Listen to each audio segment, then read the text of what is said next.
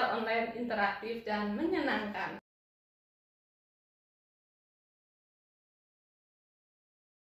Bagaimana kabar anak-anak hari ini?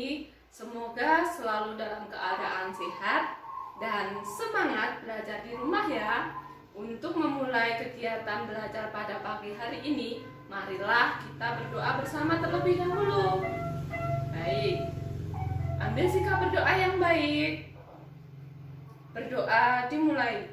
Ya Allah, tambahkanlah aku ilmu dan berilah aku pemahaman yang baik. Amin. Berdoa selesai. Nah, anak-anak, hari ini kita akan belajar tema 6, cita-citaku, subtema 2, hebatnya cita-citaku. Pembelajaran 1, muatan pelajaran IPA KD 3.2, yaitu membandingkan siklus hidup beberapa jenis makhluk hidup serta mengaitkan dengan upaya pelestariannya. Nah, tujuannya apa? Kok kita harus belajar ini? Tujuan pembelajaran hari ini adalah siswa dapat membandingkan dua siklus hidup hewan dengan cermat ya.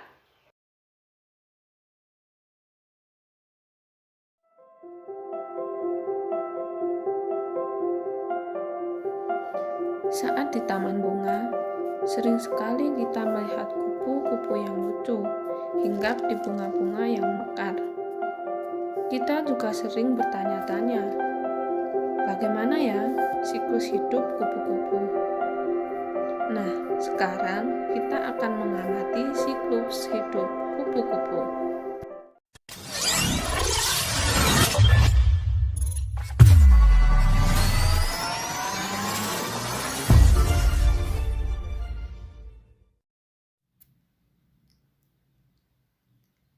Fase pertama kupu-kupu adalah fase telur. Kupu-kupu berkembang biak dengan cara bertelur dengan menaruh telurnya pada tanaman, biasanya di bagian ujung daun. Tiap kupu-kupu biasanya memiliki tanaman favorit untuk menaruh telurnya, artinya si kupu-kupu tidak asal pilih. Telur kupu-kupu berukuran kecil dan biasanya berwarna putih. Dalam kurun waktu 4-5 hari, telur akan menetas dan kemudian menjadi ulat atau larva. Fase kedua adalah fase ulat atau yang disebut dengan larva. Telur yang menetas menjadi ulat. Ulat biasanya makan daun-daunan yang menjadi tempat diletakkan telur sebelumnya. Pertumbuhan ulat cenderung cepat dan sering melakukan pergantian kulit secara alami. Hal tersebut disebut sebagai proses molting. Ulat bisa berganti kulit sampai 6 kali sebelum akhirnya menjadi kepompong. Saat ukuran tubuh ulat sudah cukup besar, maka ulat akan berhenti makan dan beristirahat sekitar 10 hari. Ia akan mencari tempat berlindung dan berubah menjadi kepompong yang merupakan fase berikutnya.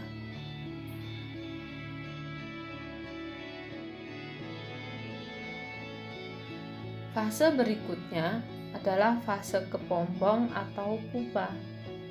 Kepompong merupakan lanjutan dari fase ulat atau larva sebelumnya. Umumnya, kepompong memiliki lapisan kulit yang lembut dan biasanya berwarna hijau atau coklat. Corak pupa menyerupai bentuk kamuflase hewan sesuai dengan lingkungannya, sehingga tak mudah dikenali. Kepompong akan berdiam diri dan beristirahat. Meski di dalamnya sebenarnya sedang terjadi proses pembentukan kupu-kupu. Durasi lama terhadap kepompong pun bervariasi, tergantung banyak faktor. Biasanya paling cepat 7 hari sampai 20 hari. Fase terakhir proses metamorfosis kupu-kupu adalah menjadi kupu-kupu dewasa. Kupu-kupu akan keluar dari kepompong setelah perubahannya sempurna. Awalnya, sayap kupu-kupu akan tampak kusut dan kecil, serta masih basah karena sebelumnya berada dalam kepompong. Saat pertama kali keluar, kupu-kupu akan merangkak ke dahan agar menjadi kering sayapnya. Setelahnya, kupu-kupu akan belajar untuk terbang dan hidup di luar kepompong. Selain kupu-kupu yang lucu, di taman bunga kita juga sering melihat capung. Apakah siklus hidup capung sama dengan siklus hidup kupu-kupu?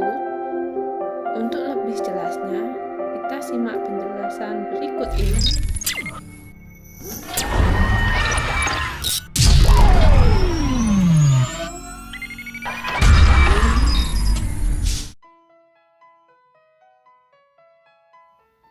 Siklus hidup capung bermula dari telur. Telur capung ini ditetaskan induknya di air. Telur capung biasanya membutuhkan 2-5 minggu untuk bisa menetas. Setelah menetas, larva capung ini warnanya transparan. Namun, beberapa jam kemudian, warna larva akan berubah karena pergantian kulit. Larva capung biasanya mengalami 5 hingga 14 kali proses pergantian kulit sampai menjadi dewasa. Larva capung hidup di air selama beberapa minggu, 2 tahun, dan ada juga larva capung yang hidup selama 6 tahun di air. Lama waktu larva capung hidup di air ini dipengaruhi oleh suhu air. Jika suhu air hangat, larva capung cepat menjadi dewasa. Jika suhu air itu dingin, larva capung akan semakin lama menjadi dewasa. Saat tumbuh, larva capung menjadi nimfa yang bentuknya sudah seperti capung dewasa, tapi ukuran tubuhnya kecil. Jadi, capung akan berubah bentuk fisiknya seperti capung dewasa tanpa perlu melewati proses menjadi kepompong atau pupa. Nimfa capung yang sudah akan hidup di air dangkal saat sudah akan menjadi capung dewasa. Setelahnya, larva akan meninggalkan air dan naik ke tempat yang aman seperti batang tanaman. Saat itulah nimfa capung akan berubah menjadi capung dewasa. Capung harus membiarkan tubuhnya mengeras agar bisa berfungsi dengan baik. Kemudian, ia akan mendorong keluar tubuhnya supaya bisa terbang. Proses ini berlangsung lama.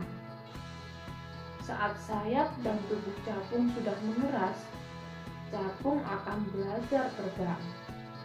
Awalnya, capung dewasa hanya bisa terbang beberapa meter, sampai akhirnya bisa terbang dengan cepat dan jauh. Meski sudah dewasa, tahap ini justru merupakan usia capung yang paling pendek, yaitu rata-rata 1 sampai dengan 2 minggu.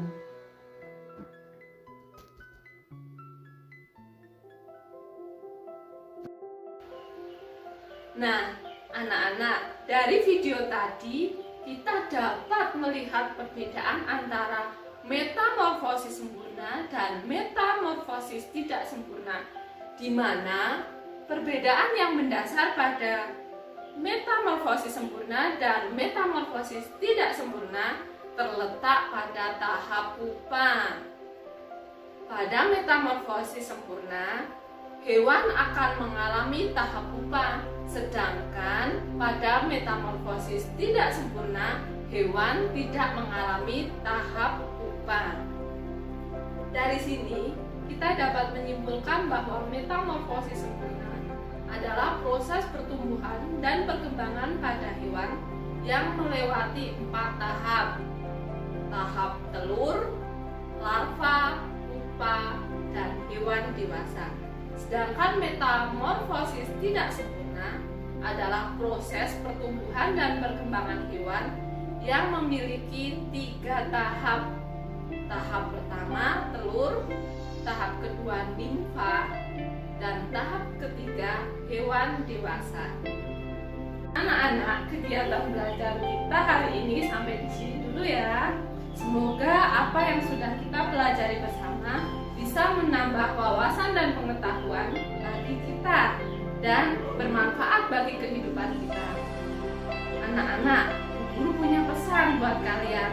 Pada masa pandemi COVID-19 ini, anak-anak harus tetap menjaga kesehatan ya, dengan rajin berolahraga, rajin mencuci tangan, makan makanan yang bergizi, dan istirahat yang cukup. Sampai jumpa di kegiatan belajar selanjutnya.